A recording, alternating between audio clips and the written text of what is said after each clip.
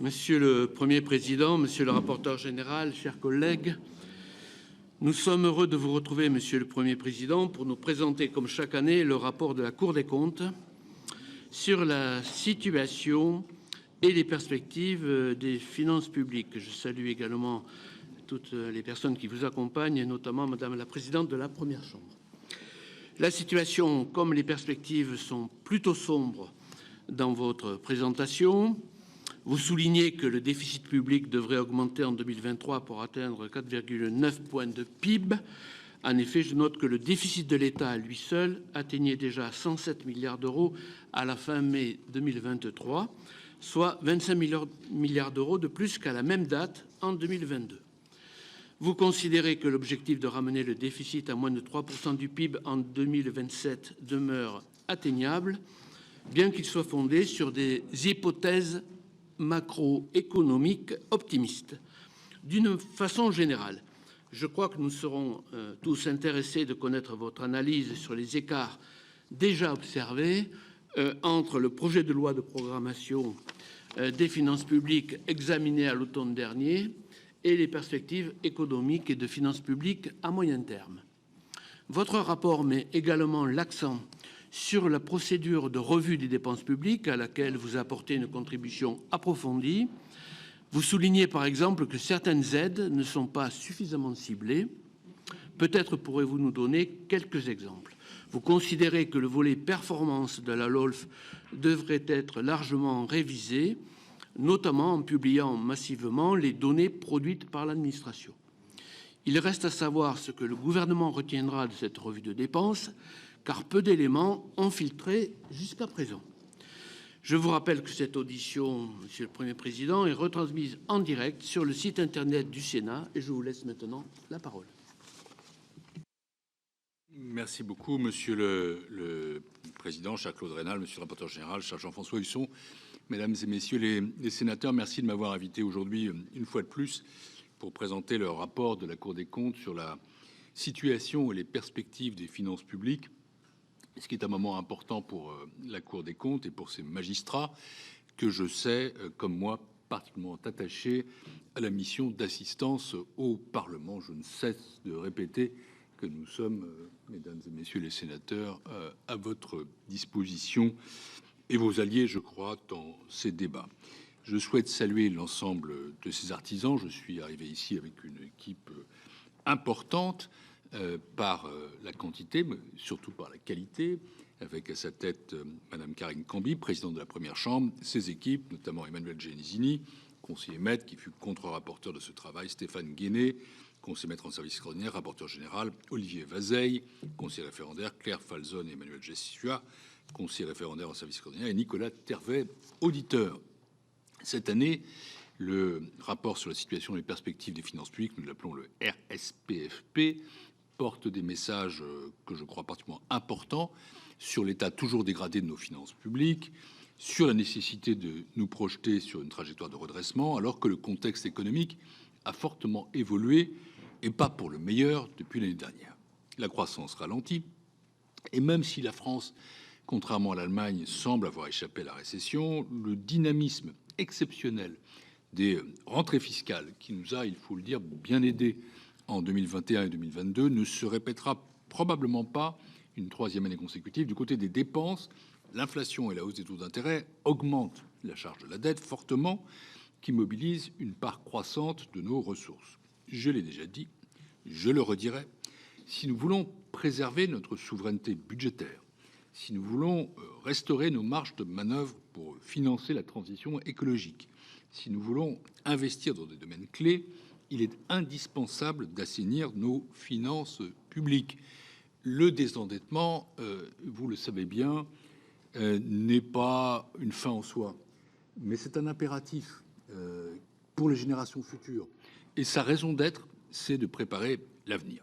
Je sais que cette contribution est attendue, d'autant plus que j'ai eu l'occasion d'en présenter certains éléments aux Assises des finances publiques le 19 juin dernier, car nous allons maintenant passer aux travaux pratiques et je dévoilerai demain matin une dizaine, 9 exactement, notes thématiques sur des grandes politiques publiques sur lesquelles il me semble que nous devons collectivement réfléchir. Le rapport que je vais vous présenter maintenant comporte 4 chapitres, dont les 3 premiers sont assez traditionnels pour un tel rapport. Ils portent successivement, sans surprise, sur les résultats 2022, sur l'exercice 2023, sur la trajectoire pluriannuelle tracée par le programme de stabilité 2023-2027, tandis que le quatrième, et je m'y attarderai un peu plus donc, est plus novateur, c'est qu'une contribution transversale, méthodologique de la Cour des comptes à l'exercice de revue de dépenses, qui propose une grille d'analyse de ce qui est essentiel à mes yeux, c'est-à-dire la qualité de la dépense publique, illustrée par de nombreux travaux récents des juridictions financières. Et c'est autour de ces 4 temps que je vais organiser mon propos, en allant vite sur les 3 premiers. D'abord, le RSPFP est l'occasion de constater à nouveau que le déficit demeure très élevé en 2022. Quelques mots sur le « quoi qu'il en coûte », dont nous devons acter définitivement la fin. On trompette sa sortie depuis longtemps. L'année 2022 devait être le moment, mais la crise des prix de l'énergie, la guerre en Ukraine ont empêché ce retour à la normale du niveau des dépenses publiques, et l'inflation a atteint des niveaux que nous n'avions plus connus depuis les chocs pétroliers. L'activité économique, enfin, a ralenti fortement en 2022. Le gouvernement a choisi, et ça se comprend, de protéger les ménages et les entreprises grâce à des dispositifs comme le bouclier tarifaire, comme les primes à la pompe. Ce sont des choix qui ont permis de sauvegarder le pouvoir d'achat des ménages, de préserver la compétitivité des entreprises, d'atténuer le choc d'inflation, mais ils ont entretenu, du côté des finances publiques, une incontestable et forte dynamique de dépenses. Et ce faisant, ils ont très fortement pesé sur notre déficit, qui est resté, vous le savez, élevé. Le chiffre est connu, c'est 4,7 points de PIB. Si je le qualifie d'élevé, c'est bien sûr en soi, mais c'est aussi en comparaison de nos autres partenaires de la zone euro, et c'est enfin du fait que nous avons bénéficié en 2022 de facteurs conjoncturels plutôt favorables, qui auraient dû permettre de le réduire. D'abord, les mesures de soutien liées à la crise sanitaire et les dépenses de relance ont diminué de 50 milliards d'euros, ce qui est considérable. Et si les dépenses énergétiques n'avaient pas pris le relais, ça aurait ramené le déficit à un niveau nettement plus satisfaisant. D'autre part, et comme en 2021, le dynamisme spontané des recettes publiques était exceptionnel, au point que, et je le signale ici, c'est intéressant je crois, malgré la poursuite des baisses d'impôts qui ont atteint 50 milliards depuis 2017, le taux de prélèvement obligatoire a atteint un niveau historique en 2022, le plus haut de l'histoire, 45,4% du PIB. Il n'y a jamais eu un tel niveau de prélèvement obligatoire dans notre pays. Pourquoi le déficit reste-t-il si élevé malgré des facteurs conjoncturels plutôt favorables? Eh bien, il s'est passé que ce déficit reste, pour sa plus grande part, de nature structurelle, 4 points de PIB. Et ça veut dire aussi qu'il ne se résorbera pas du seul fait du redressement de l'économie. Quand je dis qu'il faut penser à la dépense, c'est parce que il est vain d'attendre je ne sais quel retour aux 30 Glorieuses qui, d'un coup, effacerait un déficit qui n'est pas conjoncturel. Les concepts et les indicateurs utilisés dans le cadre de la gouvernance européenne sont en cours de révision, mais je rappelle que ce déficit structurel, qui est l'élément clé du pacte de stabilité et de croissance, devrait être beaucoup plus bas. L'objectif de moyen terme fixé par la LPFP 2018-2022 était de moins 0,4% et la cible pour 2022 de moins 0,8%. On en est très loin. On voit à quel point les cicatrices de la crise sanitaire sont profondes. Conséquence du déficit élevé, la dette publique elle est à 111,8 points de PIB. Elle reste très supérieure à son niveau de 2019, 14,2 points de PIB de plus. Elle est passée de 2 375 milliards d'euros en 2019 à 2 950 milliards en 2022, soit une augmentation de 575 milliards d'euros en 3 ans. Et on sait qu'elle vient de passer les 3 000 milliards d'euros. Voilà pour 2022, constat connu, mais je voulais essayer de donner quelques éléments d'analyse supplémentaires. J'en viens maintenant à l'année 2023, qui aurait dû être la première année d'une trajectoire de redressement, mais d'après les prévisions même du gouvernement, on peut craindre que ce ne soit qu'une année blanche, ou disons, si on veut être plus aimable, de transition, en matière de redressement des finances publiques, bien sûr. Les incertitudes économiques demeurent fortes.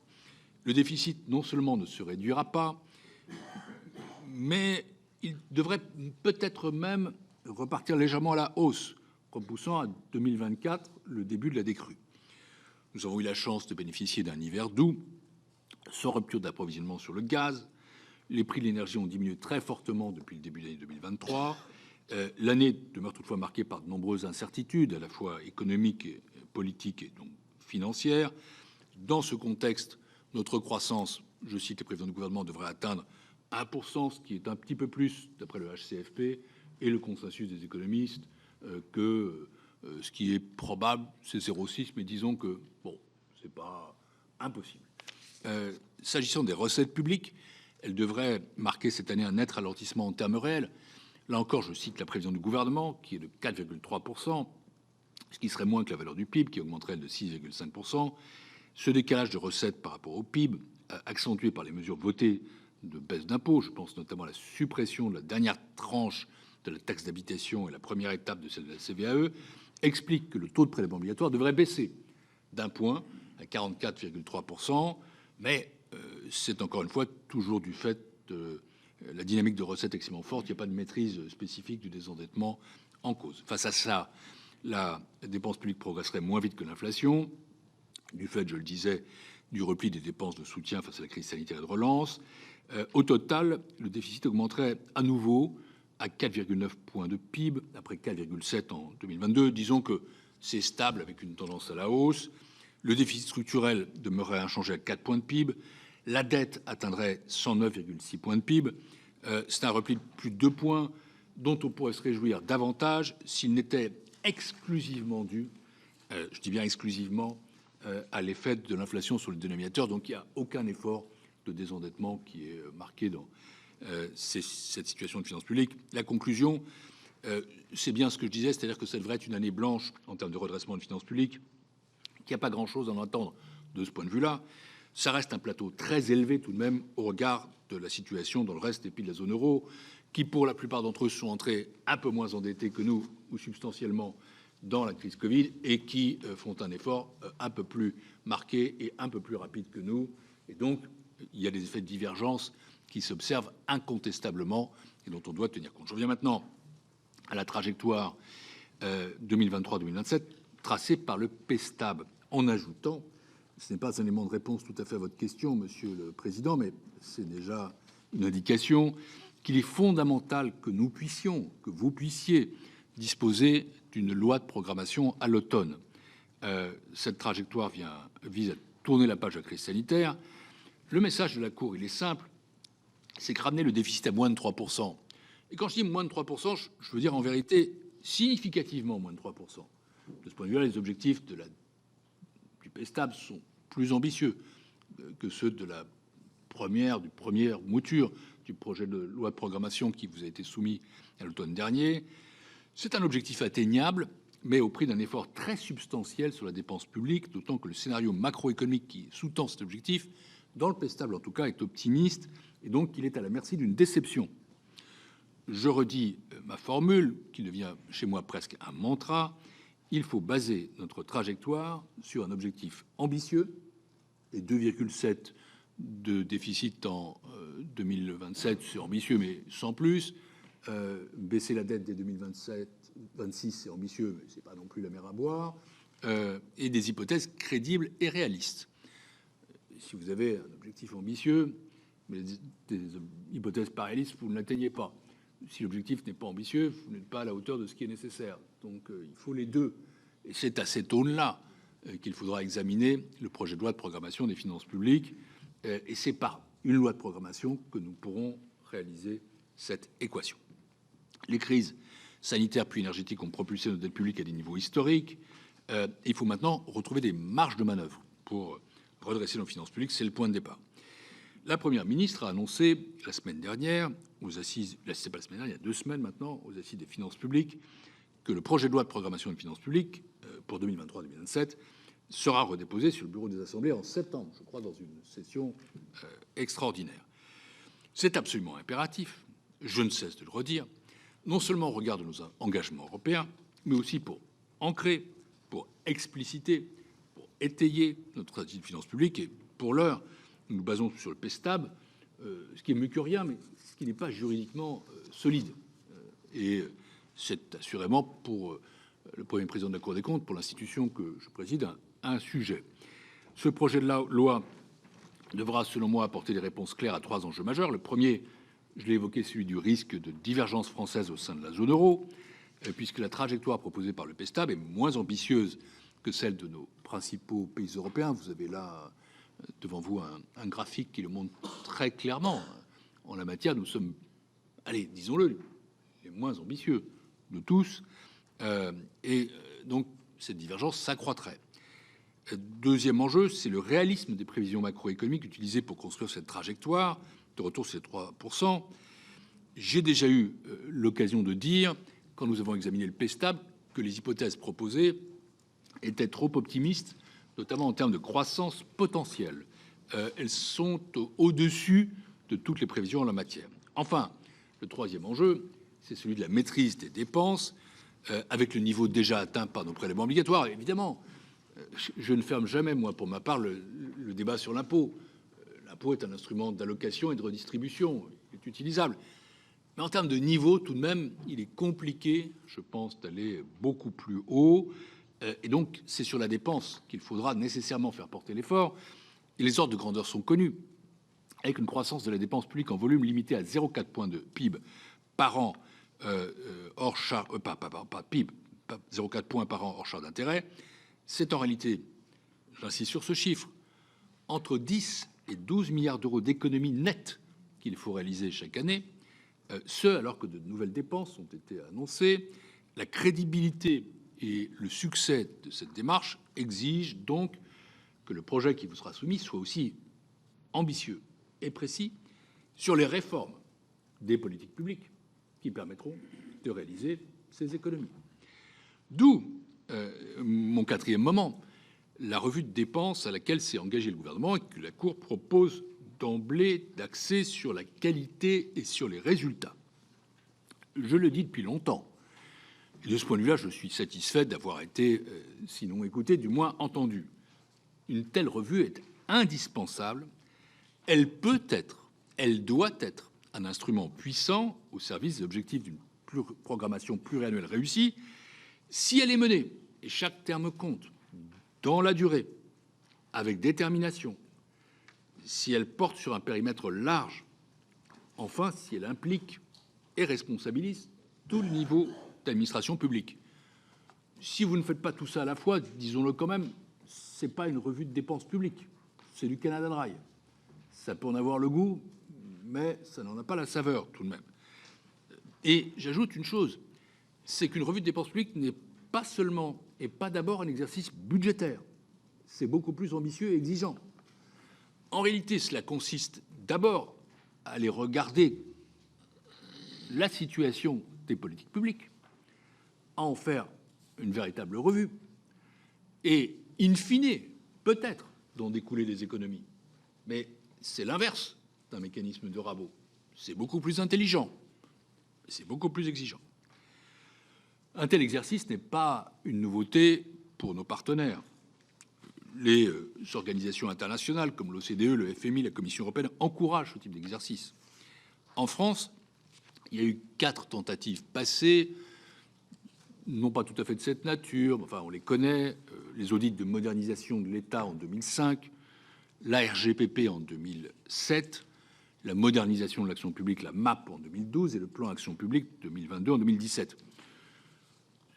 Ces démarches étaient pour l'essentiel limitées aux dépenses de fonctionnement courant de l'État. Elles n'ont abouti de ce fait qu'à des résultats très modestes, et la dynamique de la dépense publique, que nous n'avons jamais réussi à infléchir depuis 50 ans, quel que soit l'indicateur utilisé, est le témoin de cela. La nouvelle génération de revues de dépenses doit en tirer les conclusions. Elle doit prendre acte des insuffisances de ces tentatives et être conçue dès l'origine comme un exercice beaucoup plus holistique, global, ambitieux. C'est l'occasion, pour moi, de mettre en place une gouvernance des finances publiques qui soit saine et efficace, qui associe toutes les administrations publiques, c'est-à-dire l'État et ses opérateurs, la sécurité sociale, les collectivités territoriales, en portant les forces sur toutes les dépenses, qu'elles soient de fonctionnement ou d'investissement, et pour tous les secteurs. Toutes les dépenses doivent être soumises aux exigences similaires de qualité et de soutenabilité. Et c'est pourquoi nous avons placé la qualité de la dépense publique au cœur de notre contribution à cette revue de dépenses. Et nous avons identifié les points d'amélioration. C'est l'objet de ce chapitre 4, qui est, je crois, assez original. Je ne vois pas dans la littérature publique française, en tout cas, de choses comparables. Ma conviction, notre conviction, c'est que la réduction brutale et uniforme des dépenses publiques n'est pas une solution. J'ai déjà dit maintes fois, quand je dis maintes fois, c'est peut-être depuis 30 ans, que l'austérité était la pire des options et le rabot la pire des procédures. Seule une recherche de qualité et d'efficience doit être la clé de la maîtrise de la dépense publique et de l'amélioration de la qualité des politiques publiques. Pourquoi soulever cette question de la qualité? Je fais comme beaucoup, et je pense comme vous, dans votre diversité, un constat. C'est un paradoxe français de la dépense. Nous avons fait, dans notre pays, depuis très longtemps, un choix. Nous avons une préférence collective pour la dépense, un niveau élevé de dépenses. Résultat, notre dépense publique a augmenté depuis 2008 de 28% en volume et par habitant, elle ne cesse de croître. La dépense publique dans le PIB représente 58% du PIB. C'est 8 points de plus que la moyenne européenne. C'est considérable. Je ne porte aucun jugement de valeur. On pourrait accepter un tel niveau de dépense à une condition, c'est que la satisfaction des usagers soit à la hauteur de la quantité. Or, on constate, depuis le début des années 2000, simultanément à cette montée, un déclin de la satisfaction dans les services publics. Si nous pensions tous que notre système éducatif était parfait, si nous constations que nous augmentions notre classement dans les rangs PISA, si notre politique du logement permettait des constructions massives et une politique de logement social parfaite, on pourrait dire alléluia. Est-ce que c'est le cas? Non. Et donc, les contribuables sont en droit d'interroger le rapport qualité-prix des politiques publiques. On peut dépenser beaucoup à condition qu'on dépense très bien. Mais si la qualité de la dépense est approximative, alors on crée un hiatus, une contradiction, une frustration et, au final, une colère. Nous avons donc réfléchi à la qualité de la dépense publique en partant de questions simples à 3 étapes clés: conception, déploiement, évaluation de la dépense. En premier lieu, parlons un instant de la conception des dispositifs de dépenses. Il est aujourd'hui, je crois, nécessaire de mieux étayer leur valeur ajoutée, au travers notamment d'un ciblage plus pertinent, d'assigner à ces dépenses des objectifs plus clairs, mieux hiérarchisés, de veiller à ce que ces dépenses soient cohérentes, non redondantes par rapport aux dispositifs existants, en veillant également plus rigoureusement à la cohérence des initiatives entre les différents niveaux d'administration. Enfin, en associant plus étroitement les parties prenantes et en vérifiant la compatibilité climatique dès la conception de la dépense. La mise en place des études d'impact obligatoires depuis 2009 n'a pas non plus permis d'enrayer la diminution de la dépense. Et je vais donc défendre devant vous une idée un peu plus disruptive, qui est la contre-expertise indépendante systématique des études d'impact par un organisme issu du monde académique. Deuxième niveau, c'est le déploiement des dispositifs de dépenses. Les crises récentes ont montré que notre administration était capable de dépenser vite, et même bien, mais il faut aller plus loin et trouver le bon équilibre entre rapidité et contrôle du paiement à bon droit et lutte contre la fraude. La Cour estime que la revue de dépenses doit intégrer ces 2 dimensions. Toujours au stade du déploiement, la Cour observe qu'une fois les crédits votés, les systèmes de répartition des moyens entre services, territoires, opérateurs, par exemple entre universités, tribunaux, collectivités territoriales, constituent un enjeu majeur. Il ne faut donc pas se contenter d'examiner une enveloppe globale, mais descendre un peu plus bas, d'autant plus que ces systèmes de répartition font montre d'une grande inertie. Et vous savez, sur vos territoires, que ça crée des inégalités, parce qu'on privilégie les dotations historiques au détriment d'objectifs prioritaires. Enfin, je vais être un peu rude, vous m'avez interrogé aussi là-dessus, Monsieur le Président, le volet performance, c'est un peu, je le crains, l'administration qui conçoit ses propres indicateurs de performance à destination des corps de contrôle sous le regard indifférent des commanditaires politiques et du grand public. La voie que nous proposons, c'est une vaste ouverture, c'est un grand coup d'air il faut franchir une étape audacieuse en la matière. Enfin, et j'en termine, en bout de chaîne, l'évaluation constitue la troisième étape du cycle de la dépense, est indispensable pour mesurer l'efficacité, la performance et surtout pour susciter une boucle d'amélioration continue. Et il faut donc inclure dans le dispositif juridique des nouveaux dispositifs de dépense une clause d'évaluation systématique et ouverte. Voilà, mesdames et messieurs les sénateurs, cette grille d'analyse de la qualité proposée par la Cour permet, ne soyons pas négatifs, de constater, heureusement, certains progrès accomplis depuis une quinzaine d'années, notamment avec la simplification, la numérisation, mais aussi de nombreuses voies d'amélioration. Et je le redis, si elles portent sur l'ensemble des dépenses, sans rien exclure a priori, si elles responsabilisent toutes les administrations, si elles s'inscrivent dans la durée, si elles restent sous-tendues par une volonté politique forte, alors la revue de dépenses pourra être un levier de l'amélioration de la qualité de la dépense publique et de sa soutenabilité. À défaut, nous produirons un exercice utile sur le plan financier, mais qui ne traitera pas les problèmes à la racine, qui ne permettra pas d'améliorer les politiques publiques, la satisfaction à l'égard du service public, et surtout qui fera que nous serons les uns et les autres, et vous d'abord, confrontés chaque année à un exercice budgétaire assez brutal, assez frustre, et finalement totalement frustrant, difficile, insatisfaisant, et, à mon avis, incapable de produire des résultats à la hauteur.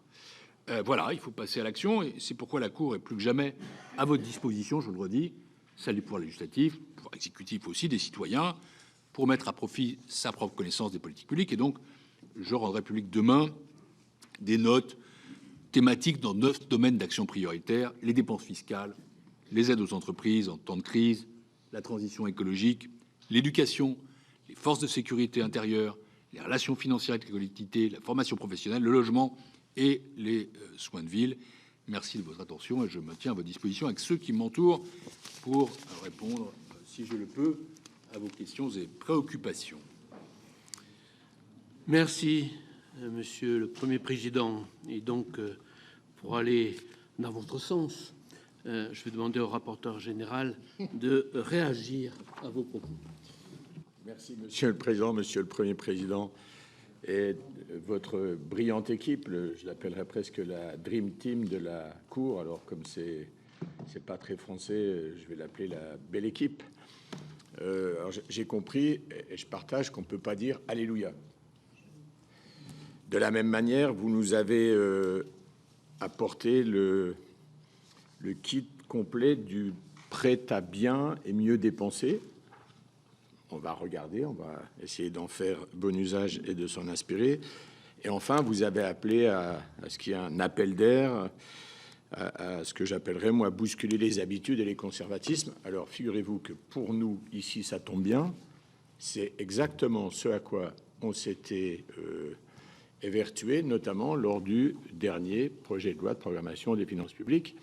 Et on a reçu une fin de non-recevoir plus ou moins aimable de la part du gouvernement.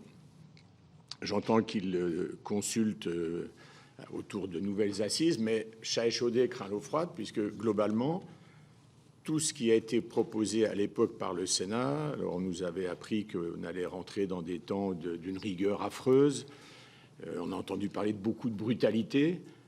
Moi, j'ai plutôt appris dans la vie publique que tout ce qu'on ne fait pas aujourd'hui est plus douloureux quand on veut s'y atteler un peu plus tard. Et vous l'avez dit, les compteurs sont tous à peu près au rouge. Et donc, plus il y a une dérive de nos comptes publics, plus l'effort que nous allons devoir réaliser sera difficile à mettre en œuvre et peut-être à accepter par nos concitoyens, puisque comparativement à nos concurrents, si on prenait, je ne sais pas, on va dire un marathon, on va plutôt partir en queue et plutôt un peu lesté par ses résultats. Néanmoins, je souscris évidemment aux propos et je pense je peux le faire sans grand risque au nom également des travaux de notre commission pour les raisons que j'ai évoquées. Mais je pense que c'est, je le dis, c'est d'abord un regret et c'est pour moi une source de préoccupation, voire d'inquiétude.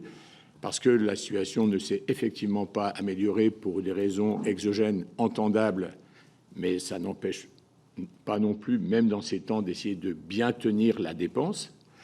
Et puis, comme il ne nous a pas échappé qu'en plus, à côté de ces problèmes strictement budgétaires, nous avons aussi des problèmes, comment dirais-je, de cohésion sociale et de dégradation du climat global du climat social en France.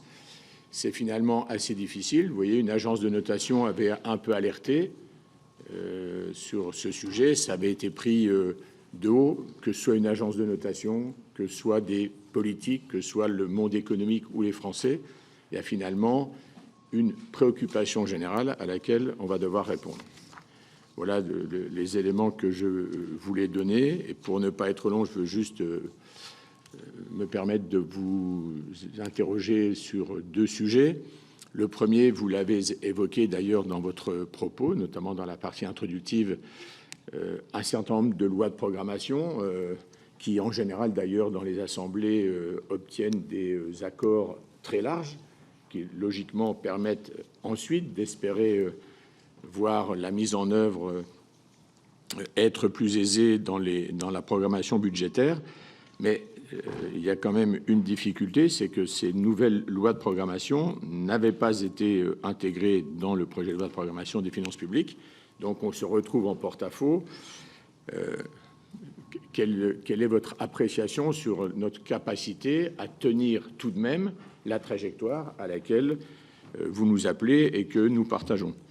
Et puis un deuxième sujet, qui est un sujet auquel le Sénat est attentif depuis un certain temps, c'est le sujet finalement des opérateurs, quels qu'ils soient, puisque aujourd'hui il y en a près de 500, c'est plus de 76 milliards d'euros de subventions, c'est 400 000 emplois, mais en fait on s'aperçoit que ces opérateurs sont en charge de services publics, mais également de modalités de financement.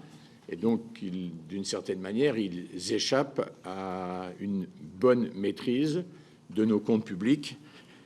Quel est l'avis que porte la Cour sur ce que j'appellerais moi un peu ce dévoiement de la dépense publique qui rend plus complexe peut-être la maîtrise à laquelle nous aspirons, je le crois, tous, selon des modalités qui peuvent varier.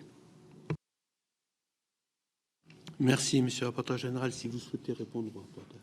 Je vais aussi répondre à votre question initiale, monsieur le président. Vous m'avez demandé quelques exemples d'aides non ciblées ou mal ciblées.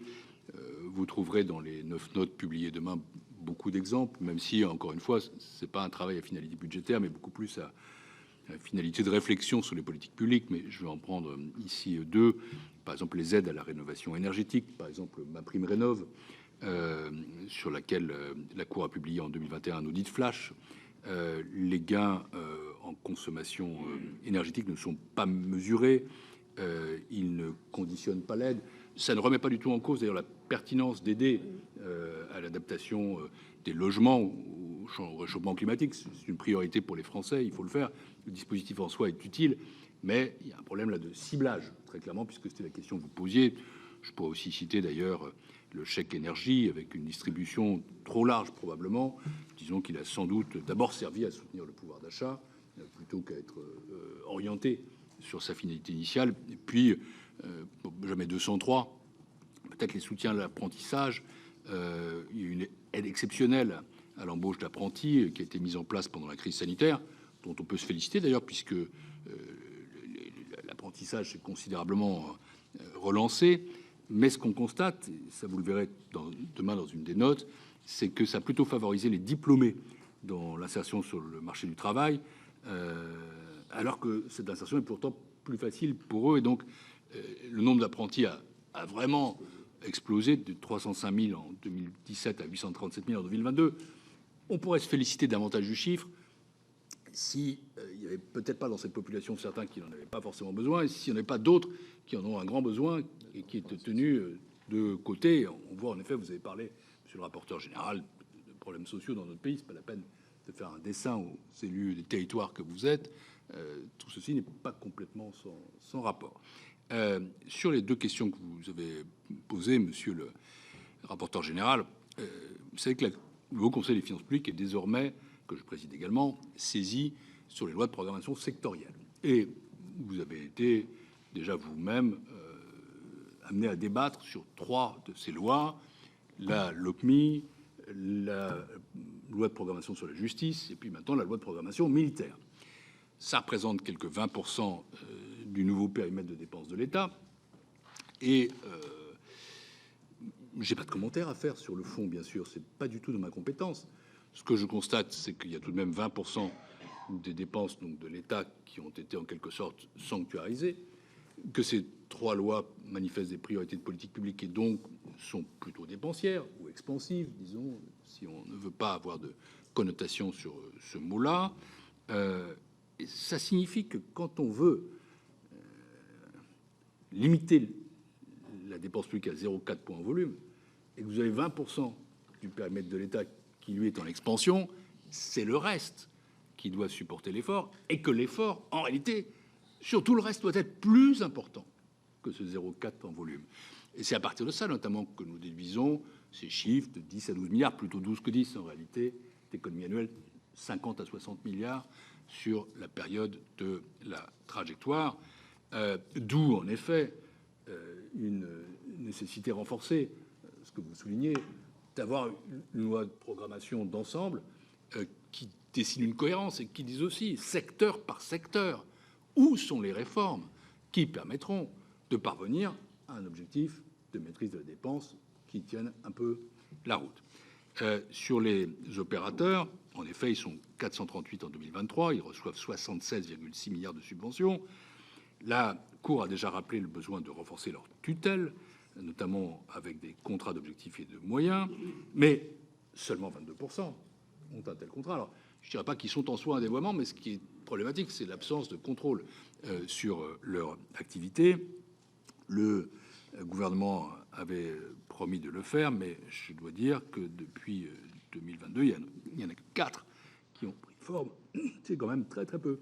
Donc, ça me donne l'occasion de rappeler ce message devant vous et d'ajouter, en revenant sur ce que je disais sur les revues de dépenses, que les opérateurs de l'État ne doivent pas échapper à la revue. Que la revue de dépenses, encore une fois, ne fait sens que si elle est vraiment holistique, c'est-à-dire si elle touche à la fois l'État et ses opérateurs, la sécurité sociale, les collectivités territoriales, les dépenses d'investissement, les dépenses de fonctionnement. Sinon, encore une fois, nous sommes en deçà de l'exigence d'un tel exercice. Je sais qu'il est très compliqué, je le crois pourtant indispensable, parce qu'il faut à un moment donné sortir de cette espèce de spirale annuelle de débats budgétaires nécessaires. Vous en êtes les premiers protagonistes, mais qui n'ont pas forcément la granularité ou la finesse indispensable si on veut à la fois réduire fortement la dépense, mais le faire avec des politiques publiques qui fonctionnent mieux. C'est ça l'objectif que nous devons collectivement poursuivre. Et merci pour la Dream Team. Merci, Monsieur le Premier Président. Alors, en tant que sénateur, et je me mets dans la discussion générale, je vous poserai moi une question sur la méthode que vous préconisez, que nous connaissons. Cette méthode d'analyse globale des politiques publiques permettant ensuite de travailler sur le budget, ça paraît de bon sens. Beaucoup d'élus locaux la pratiquent ou l'ont pratiquée à un moment de leur vie locale. Généralement, quand on arrive comme nouveau maire, par exemple, on remet à plat l'ensemble des politiques, on regarde là où on peut économiser, là où on peut financer de nouvelles politiques que l'on souhaite mener. Donc, globalement, j'allais dire, c'est un exercice que nous connaissons. Mais pour l'avoir pratiqué, moi, une fois, je me souviens très bien, dans ma ville, rien que dans ma ville et sur les politiques publiques d'une petite ville, 30 000 habitants, il m'avait fallu plus d'1 an pour le faire dans les conditions que vous indiquez, c'est-à-dire dans des conditions où on est aussi à l'écoute des services, à l'écoute de la population, et essayer de déboucher sur quelque chose de construit en commun. Plus d'1 an. Et je voulais vous interroger sur la durée que vous imaginez pour la politique que vous nous proposé.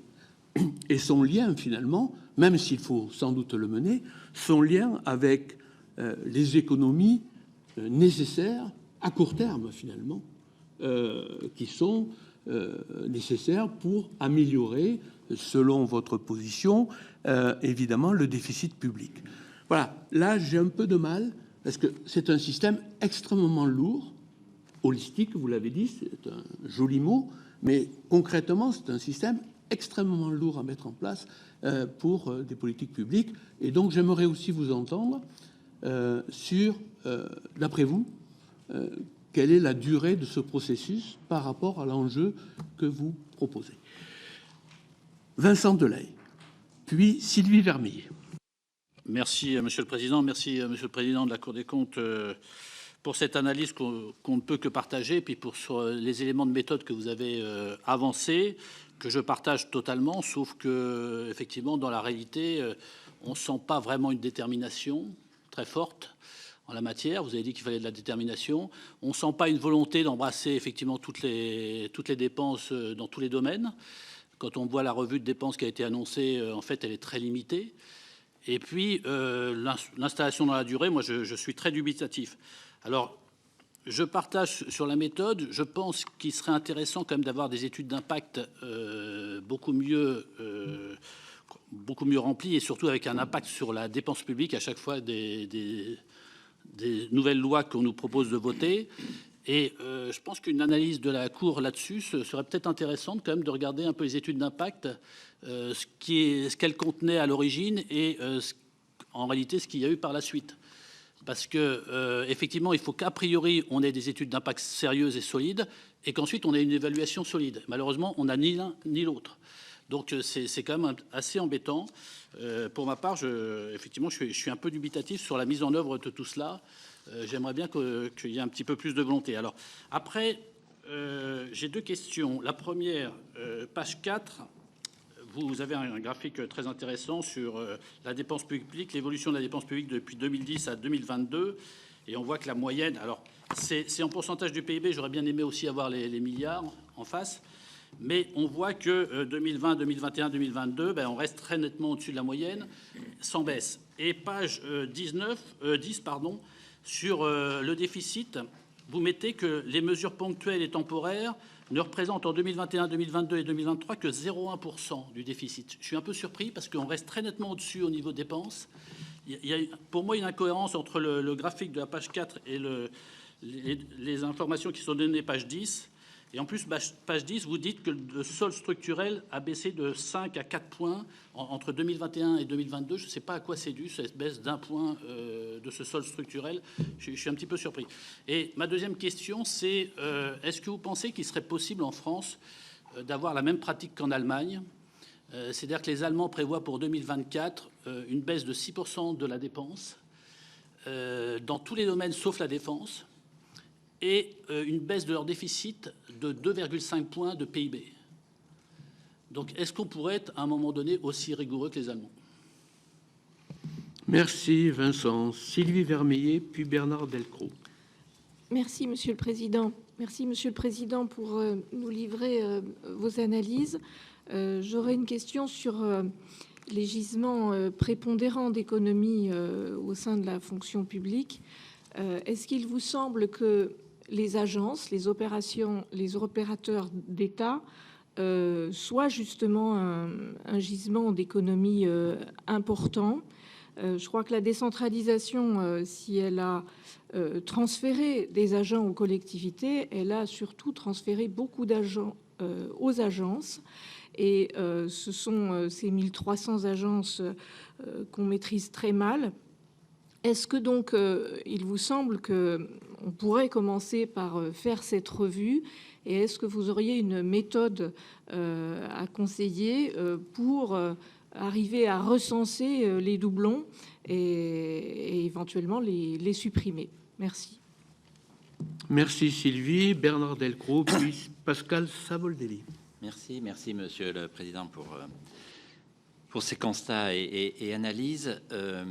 Du coup, moi, j'aurais deux ou trois questions. Est-ce que cela vous paraît, on est d'accord évidemment sur le constat et sur l'objectif, vous dites le 2,7% à échéance 2027 paraît atteignable. Pensez-vous qu'on peut atteindre cet objectif avec le seul levier des dépenses publiques, tout en répondant, est-ce compatible avec les besoins malgré tout nouveaux de dépenses, et on pense notamment à toutes les dépenses liées à la transition énergétique et écologique. Vous avez évoqué la question des crédits qui sont déjà gagés dans les lois de programmation, 20%, vous l'avez rappelé. Du coup, pour être sûr d'avoir bien compris, quand vous évoquez un besoin d'économie nette de 10 à 12 milliards d'euros par an, est-ce que vous tenez compte des crédits qui sont engagés, qui sont votés dans les différentes lois de programmation? Et puis, dernier point, vous évoquez à la page 16 la nécessité que les collectivités territoriales prennent aussi leur part à cet effort de réduction des dépenses publiques. Pouvez-vous nous en dire un peu plus sur ce sujet, comment, avec quelle méthode? Et puis, dernière observation, quand on compare la France aux autres pays de l'Union européenne, évidemment, on sait quand même que, notamment sur les dépenses militaires, et je pense à la loi de programmation militaire, les dépenses militaires ne sont pas tout à fait les mêmes dans tous les pays de l'Union européenne.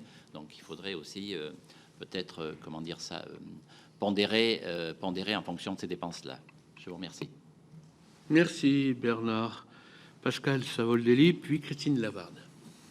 Oui, merci Monsieur le Président de la Cour des comptes pour vos analyses, d'ailleurs que nous utilisons dans nos expressions politiques, pas forcément en arrivant tous ici dans les mêmes conclusions, mais il faut respecter et prendre en compte le travail qui nous est présenté. D'abord, une question technique, si elle sert à tout le monde, ça sera bien.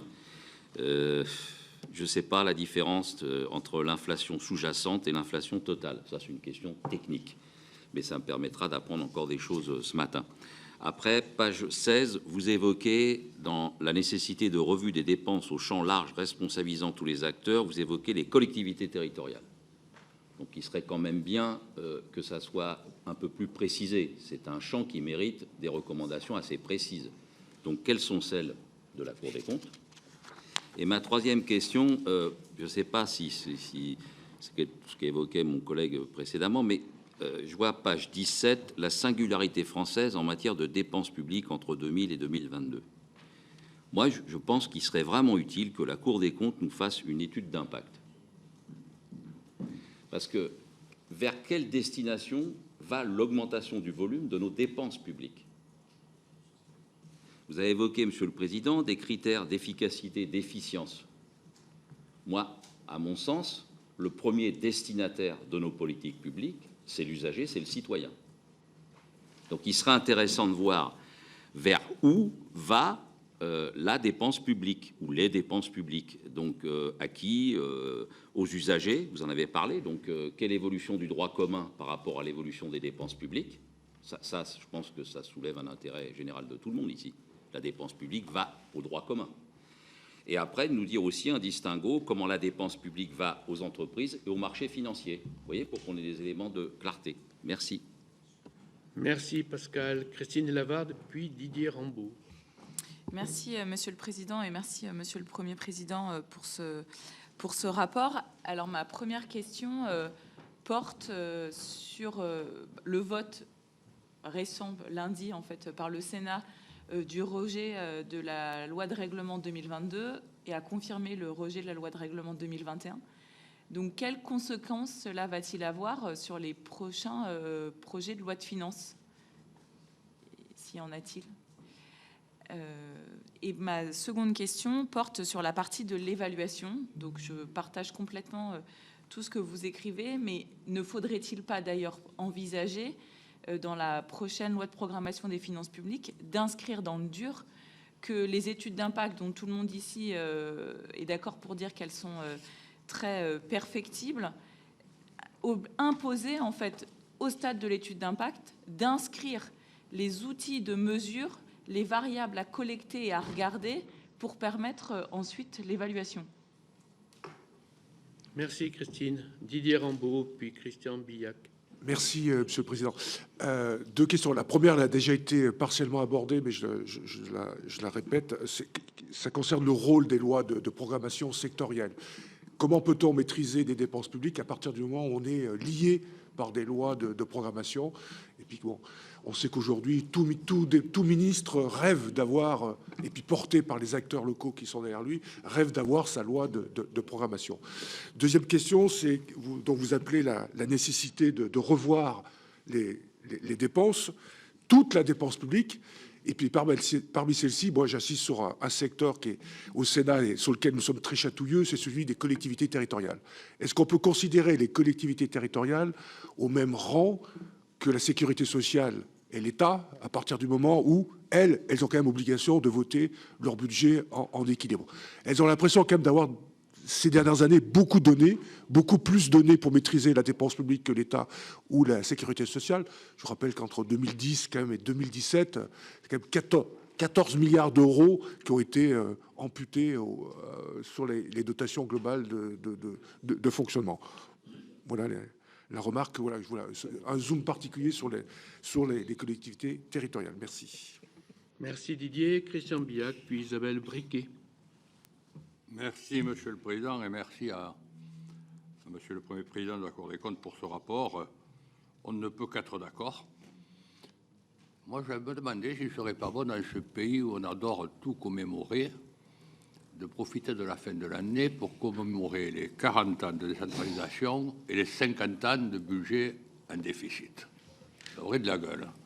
50 ans de déficit, quand même, ça mériterait d'être salué. Une gerbe de fleurs.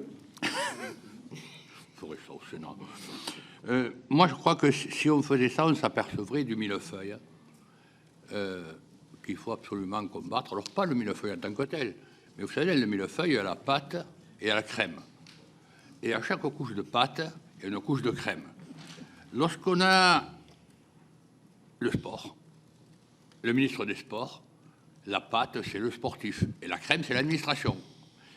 Donc, ministère, la région, la pâte et la crème. Le département, la pâte et la crème. L'interco, la pâte et la crème. Et la commune, quand même, ne peut pas rester à l'écart. Donc, à nouveau, la pâte et la crème. Donc, moi, je crois que si on arrivait à supprimer 50% de la crème, ça serait pas mal. Malheureusement, on n'en prend pas le chemin. Parce qu'il y a 10 ans, un autre exemple, on avait les routes nationales et les routes départementales. Alors, moi, je me disais, ça serait bien que toutes les routes soient départementales. On économiserait ainsi toute la crème autour des routes nationales. Mais qu'est-nenni, aujourd'hui, on a les routes nationales, les routes régionales, les routes départementales et les routes métropolitaines. Et un pot de crème de plus. On est les champions. On est les champions. Alors, Monsieur le Président, moi, j'aurais une première question. C'est à la page 16, vous dites qu'il faut que tout le monde participe. Je mets un petit bémol sur les collectivités, mais le réalisme dit qu'il faudra aussi que les collectivités participent. Mais justement par la méthode de suppression de la crème et pas sur les services aux usagers. Mais après, il y a une question que je voudrais vous poser. C'est, en ce qui concerne les opérateurs, parler de la question de la participation de l'usager. Et là, moi, je me demande si l'usager, ou le contribuable, comme on veut, il est capable de distinguer une dépense obligatoire d'une dépense obligée. Un prélèvement obligatoire d'un prélèvement obligé. Parce que je prends l'exemple de la mutuelle, c'est pas un prélèvement obligatoire, la mutuelle santé. Mais si c'est pas obligatoire, c'est obligé. Voilà. Et puis, on a quand même une évaluation des résultats, de la qualité de la dépense. Et je crois que là, on a la DGFiP qui a des logiciels quelque peu dépassés et évolue la dépense, mais pas les recettes induites, non pas la définition de la dépense. Et je crois que là, il faudrait aller au fond des choses. Et moi, je pose une question encore, et je m'arrêterai là. Est-ce que la Cour envisage de faire un rapport sur les niches fiscales? Merci, Christian. Isabelle Briquet, puis Stéphane Sautarel. Merci, Monsieur le Président. Monsieur le Premier Président, tout d'abord, merci pour la pertinence des analyses, comme toujours, et de ce rapport qui nous éclaire dans nos réflexions. Pour ma part, je vous rejoins quand vous dites que l'austérité est la pire des options et que la logique du rabot n'est pas une bonne méthode. Nous en avons la preuve avec l'application de cette logique au sein de l'administration territoriale de l'État. depuis des années, où l'on voit aujourd'hui la nécessité d'un réarmement des services de l'État pour tout d'abord assurer la préservation des compétences qui, au fil du temps, diminuent dangereusement, et assurer aussi, garantir un minimum de services publics à nos concitoyens. Donc vous nous dites donc dépenser plus, oui, mais dépenser mieux. Mais compte tenu de l'équation budgétaire qui est la nôtre et du déficit important de notre pays, qui a été rappelé à l'instant, n'est-il pas temps aussi d'interroger notre niveau de recettes? En d'autres termes, de mettre fin au désengagement fiscal continu engagé par l'État depuis quelques années. Je vous remercie. Merci Isabelle. Stéphane Sautarel, puis Gérard Longuet. Oui, merci Monsieur le Président, merci Monsieur le Premier Président pour ces présentations qui viennent confirmer effectivement la dégradation de nos comptes en 2022 et l'absence d'évolution en 2023. Donc pour rester sur les perspectives et la nécessité en fait d'une méthodologie que vous nous proposez pour rendre à la fois la dépense plus efficace, de qualité, et peut-être moins récurrente, parce que je pense qu'une de nos difficultés, c'est que lorsque nous amorçons une politique publique, nous avons beaucoup de difficultés à l'interrompre lorsque nous voulons décider de nouvelles priorités. Moi, je regrette que vous ne nous fassiez pas partager les fiches que vous avez évoquées, qu'on découvrira demain, et en particulier celles qui concernent la dépense fiscale. Parce que au-delà effectivement d'un rapport sur les niches fiscales, je suis pour ma part convaincu que à côté des agences, à côté effectivement de l'efficacité de la dépense, à côté de la méthode que vous proposez de revue de dépenses publiques qui nécessitera courage et effort partagé, le sujet de la dépense fiscale et sociale d'ailleurs sont sans doute des gisements majeurs et sur lesquels on pourrait avoir de nouvelles méthodologies en inscrivant des projets limités, bornés dans le temps, alors qu'aujourd'hui, je crois qu'une de nos difficultés, c'est cette difficulté justement à sortir d'une récurrence qui pose des difficultés. Donc, je voulais vous interroger sur ce point particulier, si vous pouviez nous donner quelques pistes qui pourraient être présentées sur la dépense fiscale, de façon à ce qu'on puisse éventuellement travailler sur cette question-là pour voir comment prolonger cette question, parce que je sais bien que selon une formule célèbre, derrière chaque niche il y a un chien, mais je pense qu'il faut qu'on commence à s'occuper de ce sujet-là de manière plus sérieuse. Merci beaucoup. Merci Stéphane. Gérard Longuet, puis Michel Canvet. Oui, merci Monsieur le Président. Merci Monsieur le Premier Président pour votre rapport. Page 18, vous envisagez une stratégie en faveur de la bonne dépense. La question que je vous pose est très simple. Comment imaginez-vous une stratégie d'alliés pour poursuivre ce projet qui n'est défendu dans notre pays absolument par personne, et pour des raisons d'ailleurs parfaitement évidentes que vous donnez dans vos 3 orientations assumées?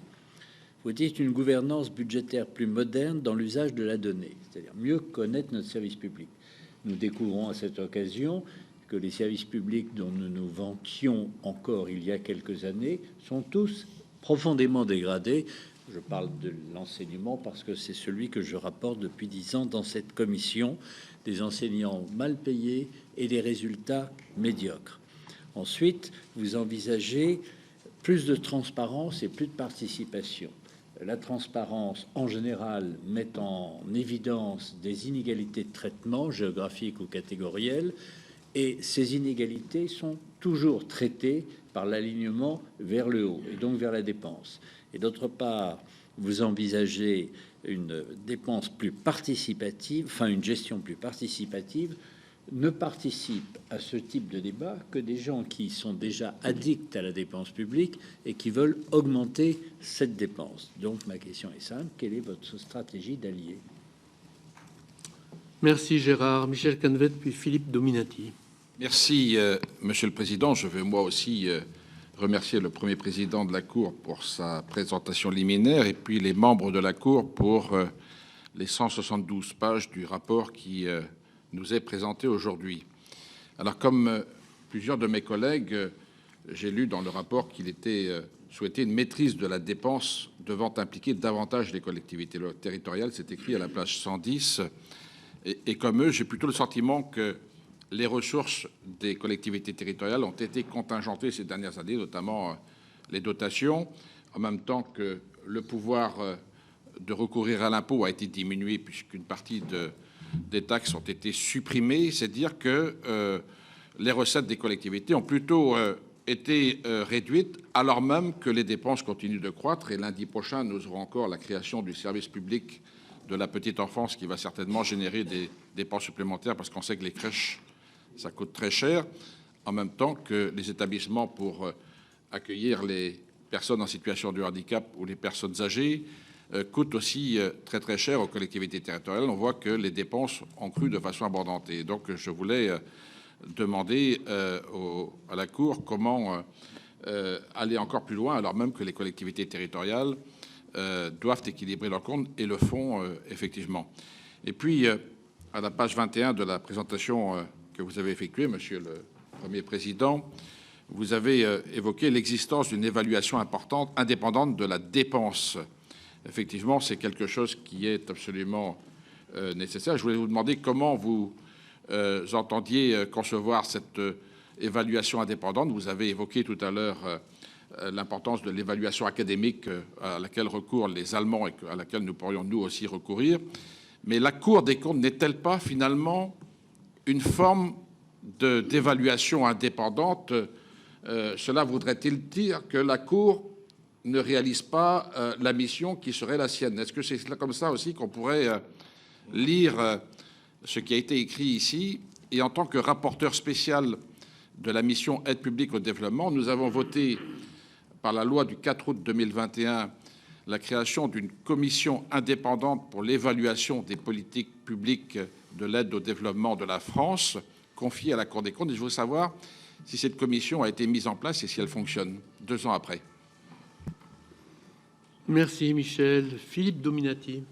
Merci Monsieur le Président.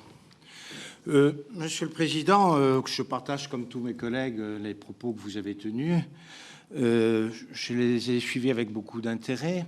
J'ai entendu la question du rapporteur général et en réalité, année après année, le Parlement, les commissions des finances des deux assemblées, la Cour des comptes, on a le sentiment d'une certaine redondance.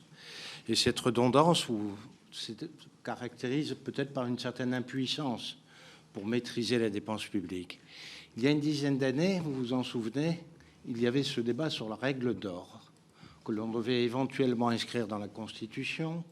Vous avez fait partie d'un gouvernement où finalement on est passé dans la loi organique, où le débat a eu lieu. Et puis ça passait de mode, on n'en parle absolument plus. Je voulais savoir votre sentiment sur peut-être cette occasion loupée à l'époque de savoir si on devait l'inscrire dans la Constitution ou pas. Est-ce que ça aurait changé quelque chose ou absolument rien? Est-ce que c'était un signe vis-à-vis de nos concitoyens sur le plan pédagogique? En réalité, on ne parle absolument pas aujourd'hui, lorsqu'on constate la dégradation de nos finances publiques, cette préoccupation que nous avions il y a une dizaine d'années.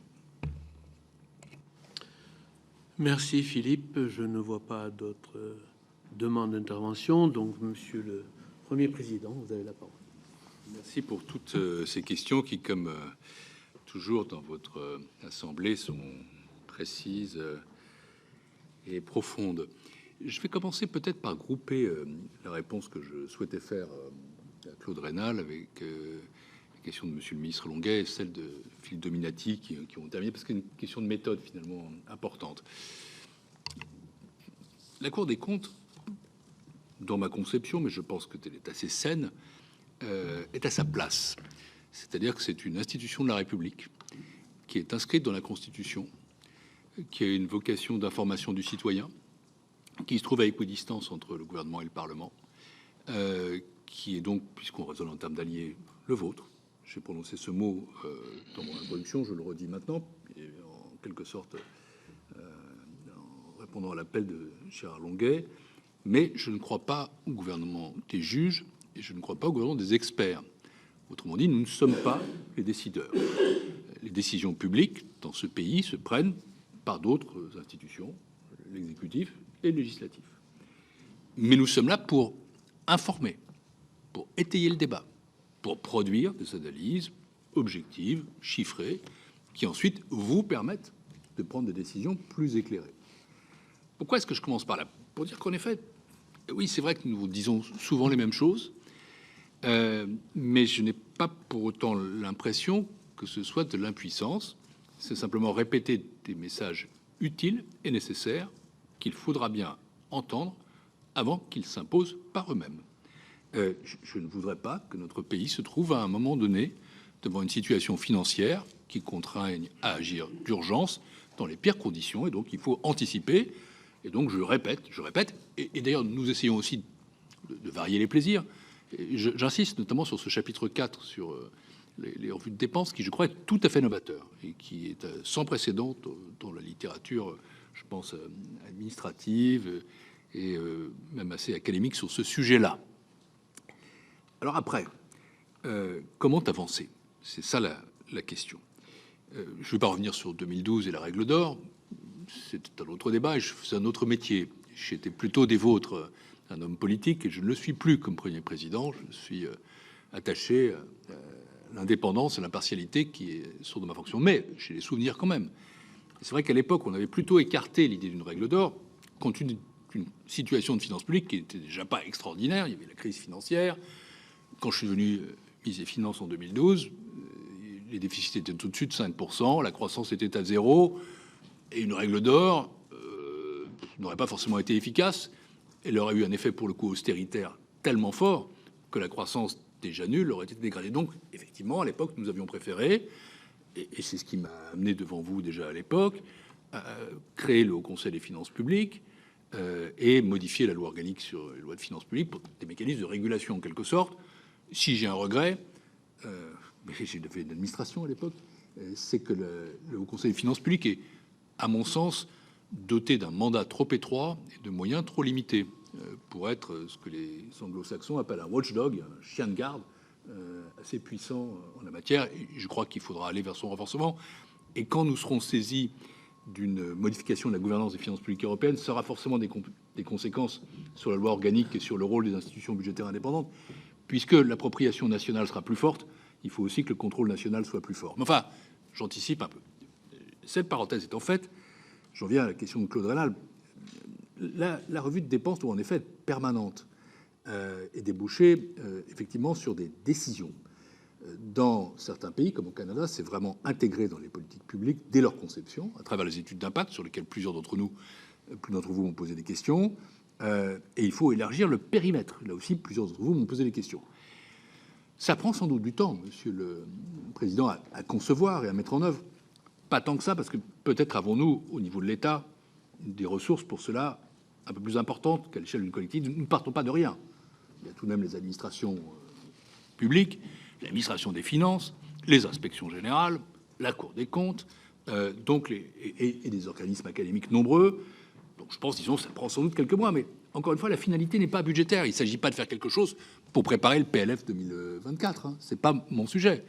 En revanche, il faut installer, au-delà de ça, avec une volonté politique, quelque chose qui soit pluriannuel, donc durable, et qui associe tous les acteurs. Et j'en profite ici pour répondre au passage à une question que plusieurs d'entre vous ont soulevée sur les collectivités territoriales. Nous ne faisons pas, nous, de propositions d'économie. Nous faisons un constat, qui est d'ailleurs discuté par les associations d'élus, je le sais, que la situation des finances publiques de certaines collectivités est plutôt plus avantageuse que celle de l'État.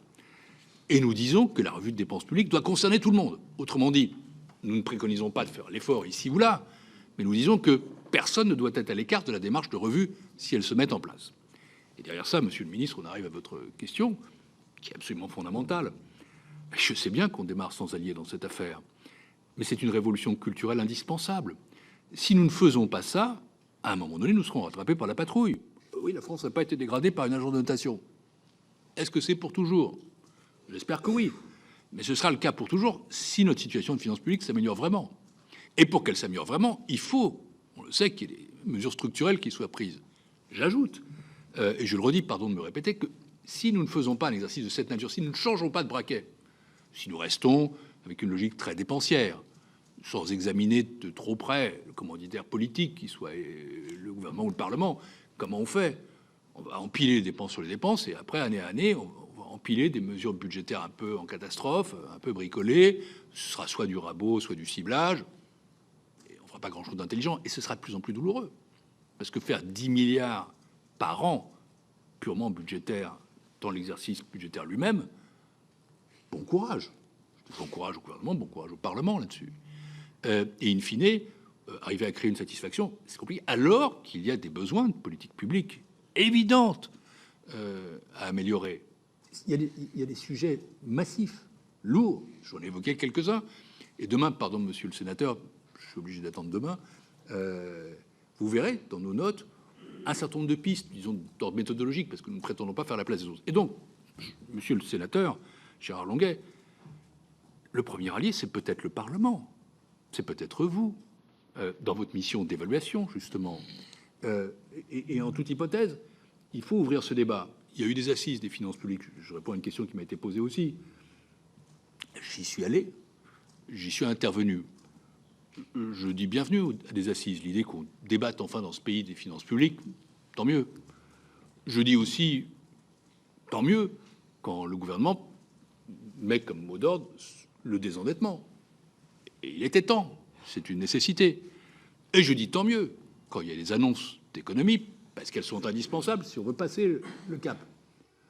Mais disons-le aussi, je vais dire entre nous, nous ne sommes pas entre nous, puisque c'est public, mais je le dis publiquement. Des assises, ça ne peut pas être une demi-journée passée ensemble et des mesures budgétaires. Si on veut avoir une démarche plus ambitieuse, il faut une revue durable et une revue partagée, avec de la transparence et avec du travail sur les études d'impact. Et donc, monsieur le sénateur, monsieur le ministre, il n'est point besoin d'espérer pour entreprendre. Et le rôle de la Cour, c'est d'enfoncer son clou et de faire son chemin. Après, le rôle du système politique, dans lequel nous ne sommes pas, nous sommes une institution publique, nous ne sommes pas une institution politique, c'est d'aller plus loin. Et je pense que c'est une nécessité. Je suis presque frappé qu'on ne le fasse pas, parce que à refuser quelque chose d'intelligent et de nécessaire, on fait des choses qui sont moins intelligentes et plus inconfortables. Et du coup, on accroît le degré d'insatisfaction de nos concitoyens. Pardon d'avoir été un peu long sur ces premières réponses, mais au fond, elles résument assez bien, je crois, l'ensemble de mon propos. J'irai plus vite sur le reste, avec votre permission. Monsieur le rapporteur général, vous m'avez interrogé sur les lois de programmation sectorielles. Non, j'en suis là. Sur les assises, j'ai répondu à monsieur Delahaye. Sur les études d'impact, je crois aussi. Pour ce qui concerne le reste, sur les études d'impact, j'y reviens. La Cour des comptes a publié un référé en 2018 sur les études d'impact en matière sociale. 5 recommandations y sont généralisables. Et je pense qu'elles devraient être suivies, d'assurer la traçabilité des étapes de la prise de décision, de s'assurer que l'expérimentation a été envisagée parmi les options, d'évaluer l'impact des amendements budgétaires du gouvernement, d'intégrer dans l'étude d'impact les objectifs chiffrés et les indicateurs d'évaluation ultérieure et compléter les bases d'évaluation en cas de changement substantiel du projet de loi.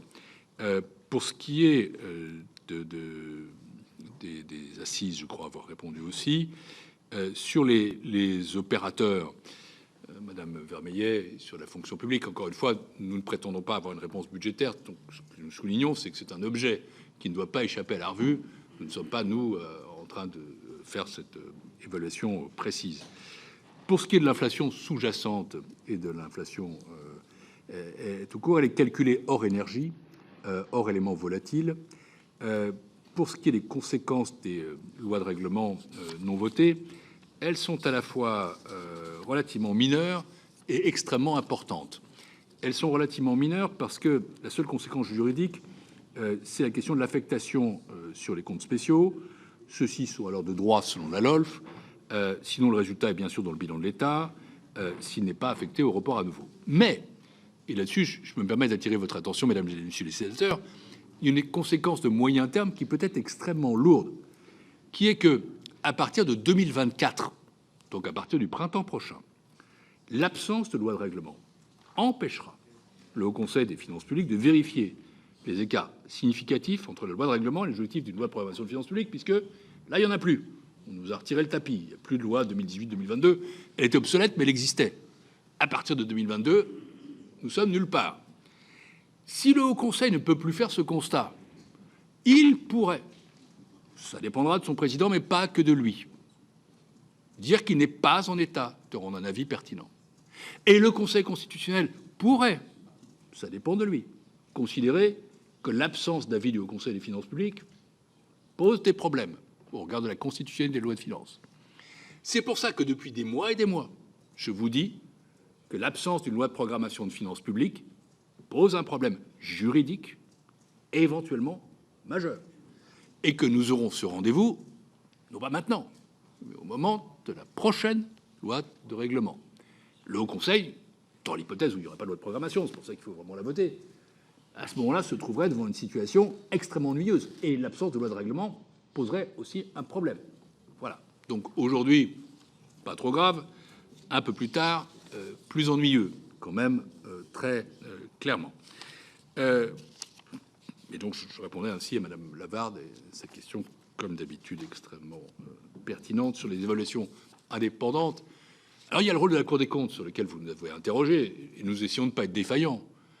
Nous avons une mission d'évaluation des politiques publiques qui est inscrite dans la Constitution, à tel point que, comme premier président de la Cour des comptes, depuis mon arrivée, j'ai décidé d'augmenter la part de l'évaluation de politique publique dans nos ressources. Elle était de 4-5% quand je suis arrivé, elle est de 7-8% aujourd'hui, elle sera de 20% en 2025. Mais nous ne sommes pas les seuls. Je pense qu'il ne faut jamais prétendre à l'hégémonie en la matière, jamais prétendre au monopole, encore moins.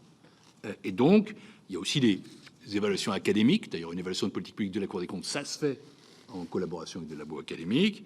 Il y a 30 ou 40 labos en France qui ont cette expertise, qui la développent d'ailleurs, et c'est le travail en permanence de la Cour.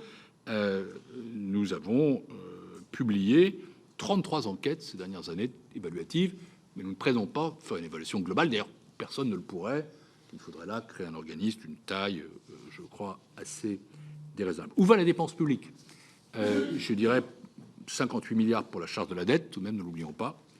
28% en volume et par habitant depuis 2000. L'essentiel de l'augmentation est lié à l'évolution des prestations sociales. Ça ne veut pas dire qu'elles doivent être une cible particulière, mais le constat est là. En matière d'augmentation, c'est là où se trouve la source majeure. Sur les collectivités territoriales, je crois avoir répondu à beaucoup d'entre vous. Sur la question de Madame Briquet, sur les recettes, vous savez que la Cour des comptes, sa compétence porte avant tout sur les dépenses, plus que sur les recettes. Sur les recettes, nous ne sommes pas démunis, puisque je préside également un autre organisme qui s'appelle le Conseil des prélèvements obligatoires. Mais je vais vous donner un sentiment qui n'est pas extrêmement nouveau, puisque M. Dominati m'appelait à me replonger dans une autre vie. Je me souviens qu'il y a 10 ans, quasi exactement, j'avais prononcé une phrase en tant que ministre des Finances sur le ras-le-bol fiscal. Je veux le replacer dans son contexte. Il y avait eu à l'époque une loi de finances, puis une loi de financement de la sécurité sociale, puis 2 lois de finances rectificatives, qui à chaque fois avaient comporté des mesures fiscales importantes, rendues sans doute nécessaires par l'impératif de diminuer les déficits, plutôt que de taper sur les dépenses. Mais, point trop, n'en faut. Une fois ça va, 2 fois, bonjour les dégâts. Et je suis finalement, Madame la sénatrice, tout à fait fidèle à cette idée. À savoir que quand on a 44 ou 45% de prélèvements obligatoires, disons, pour être modéré, que le maniement de l'arme fiscale comme instrument de régulation conjoncturelle doit être vraiment utilisé avec une grande prudence et qu'une forme de stabilité s'impose.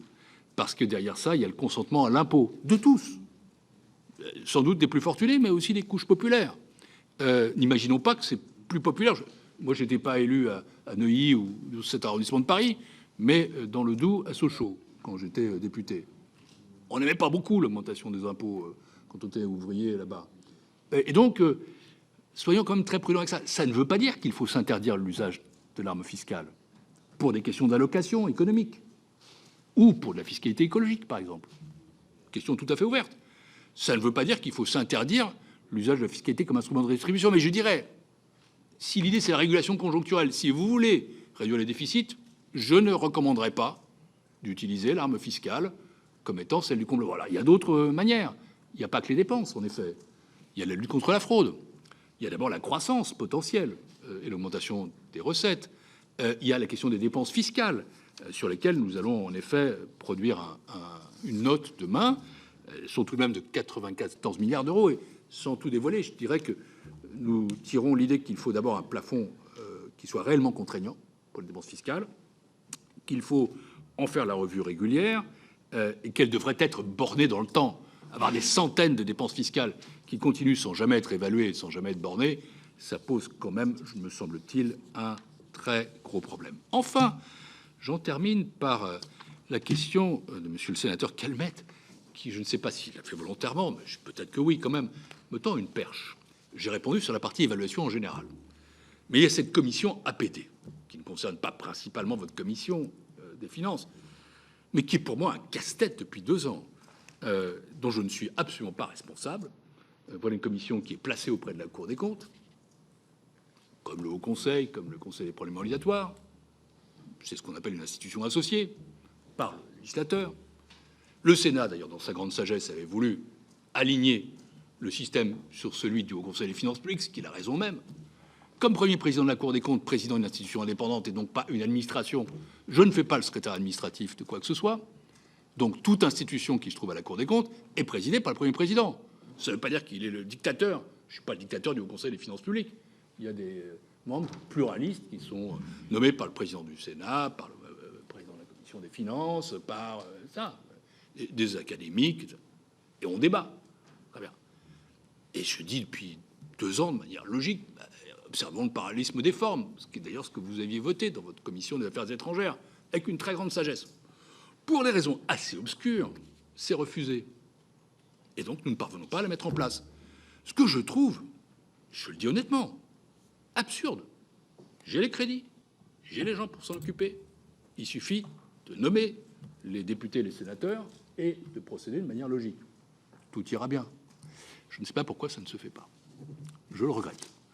Je n'en suis pas responsable. Peut-être avez-vous été destinataire de quelques courriers que j'ai... Pas du tout. Vous êtes membre de la Commission des affaires étrangères ? Ah ben, je vous ferai passer ça avec grand plaisir, puisque j'ai écrit à vos collègues sénateurs de la Commission des affaires étrangères, et vous comprendrez tout à fait l'objet de la querelle, et j'ajoute un peu de mon ire. Voilà. J'ai répondu sur la loi de règlement, monsieur le... J'ai répondu. Ah, voilà, tu étais distrait à ce moment-là. Non, je vous ai répondu de manière très précise, même, en vous disant que ça vous... Votre excellente question, on vous disait que ça posait un problème tout à fait mineur maintenant, mais tout à fait considérable en 2024 si nous en restions à la situation actuelle en matière de programmation de finances publiques. Sortons de l'impasse. Bien. Merci, mesdames et messieurs les sénateurs, de m'avoir donné l'occasion de ces précisions. Merci, monsieur le Premier président. Et donc, demain, nous serons tout oui pour voir les propositions domaine par domaine sur 9 domaines. Nous allons vous les adresser, bien sûr, monsieur. Merci beaucoup. Dès demain matin. Tous debout à 6 heures demain. Parfait. Quelle heure c'est sous embargo ? Merci en tout cas. Et je vous rappelle